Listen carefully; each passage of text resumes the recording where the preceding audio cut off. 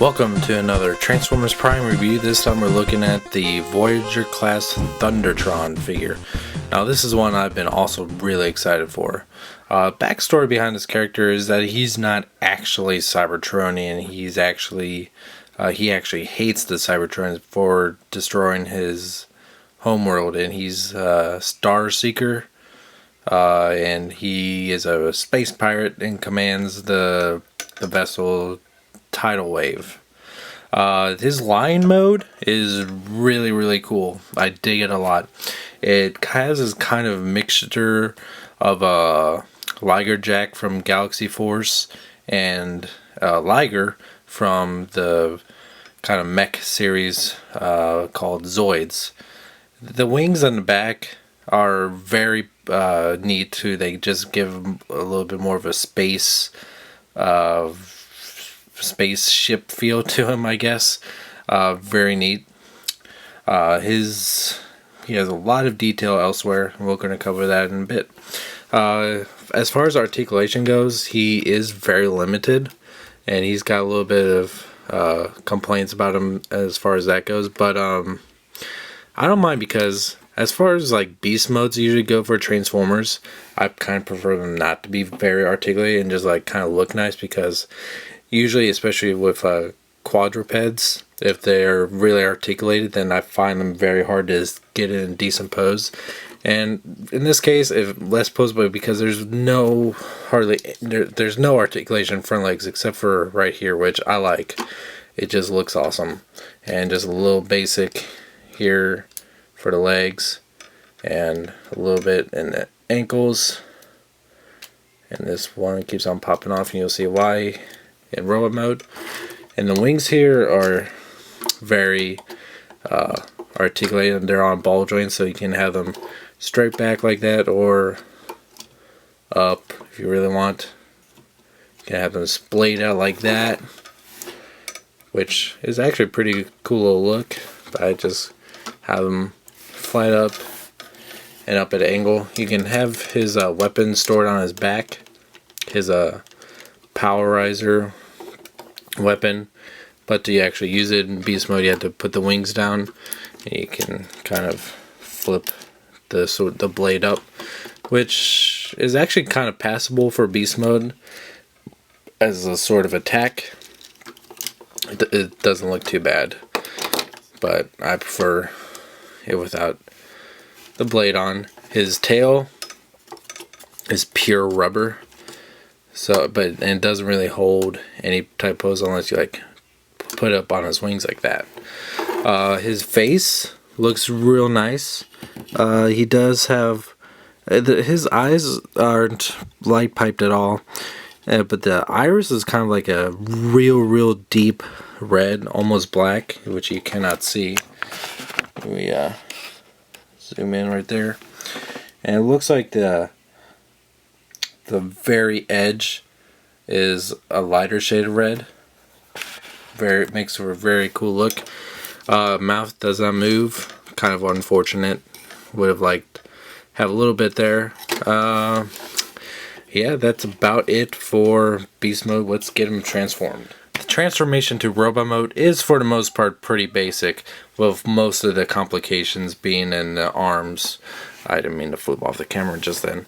I'm going to start out by straightening out the legs here in the back and rotating them around, and then rotating the feet around like so, and taking this rear piece here and bringing it up, and then collapsing the waist in like so. Move the camera up, and these pieces here will unpeg from this piece here, and unpeg from this peg right here. Flip that back for now, and kind of heavy little ratchet there. Straighten that out, and bring the arms out, fold them around, fold out the hand, and bring this like kind of beard piece up like that. Bring that down, and these clear blue pieces will fold out to the side. Bring his head up a little bit, and his little forehead piece comes up. And then there's a little peg here on these swing mechanisms, and they will peg back into his shoulders, like so. And these pieces are on a ball joint here, and they will kind of arc around, turn around, and kind of, they don't really attach to his shoulder, which is good, or else they would limit the articulation. They just kind of hover above them, just give a little bit of a coolness look to them. Well, that looks wrong. So let's bring this tail back this way. And there he is in robot mode. Thundertron in robot mode can really be described in only one word. Arr. This guy just screams space alien pirate. He has such a unique design. A lot of it just really kind of reminds me of Davy Jones from the 2 and 3 Pirates of the Caribbean movies, especially if it was kind of like blue and green color scheme, like a real sea pirate, and his long beard, especially in some of his other features, which make kind of artificial piratey gimmicks. Everything about this guy is really cool. The clear plastic is not overdone as far as most power risers go, and just everything about him that I'm about to cover just makes this great figure. As you can see, he has a decent amount of articulation. Nothing too extraordinary.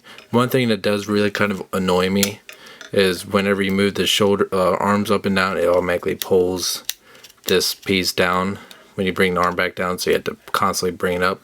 He has a bicep swivel, pretty standard. Elbow joint, which also goes backwards for the transformation, if you ever want to pretend like he's breaking his arm or something. Tiny bit of wrist movement just because of the transformation. No waist articulation. These bits move in and out real easily. I would have preferred to have a way for him to lock in place.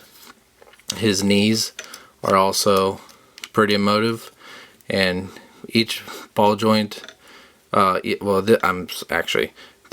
his ankle on this foot is articulated, and I guess you can say this one has a hinge in it, but I'll talk about that in a little bit. That does allow for some posability with the feet. Now, Thundertron himself has some really cool features. You can attach his powerizer weapon on preferably his left arm, because that's the way the blade swings out, so it's upright. And bring it back. See, his blade's facing the right way, and you can see he has like a little gauntlet that looks like his lion claw there.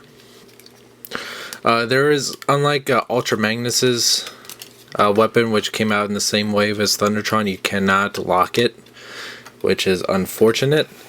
But I did see a video where you take out a spring somewhere in here, and when you pull it back, it will stay in place. But I'm not going to do that because I want to keep it in pristine shape, because he's such a cool character. And you can also store it on his back, which looks decent, except for this whole battery pack sticking out. Now, if you look at his feet, they look different. You can see that like this has a little bit more gold, this is silver. Reason is, which you could see it happening during the video, this foot pops off to reveal a pirate peg leg. It stands on it very nicely. Just a little bit unstable at points, and you can swing this part around and bring that down. Now you see how this little hinge here in the middle moves?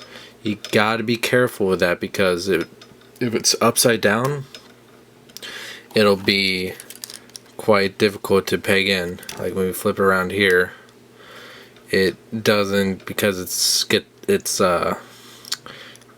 gets smaller on one end, so you have to force it pretty good on the other end just to get it sticking, and it'll just like pop right off. So that way is the best.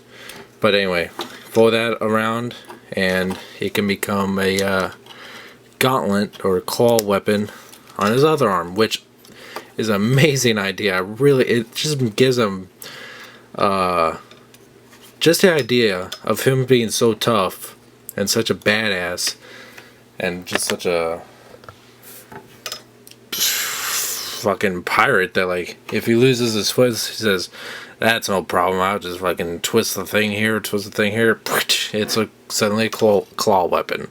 So yeah, that's pretty awesome. Overall, I am really pleased with how much I like Thundertron. He is definitely one of the better post first edition Voyagers to have come out in Transformers Prime line. He is on par with Dreadwing in my opinion.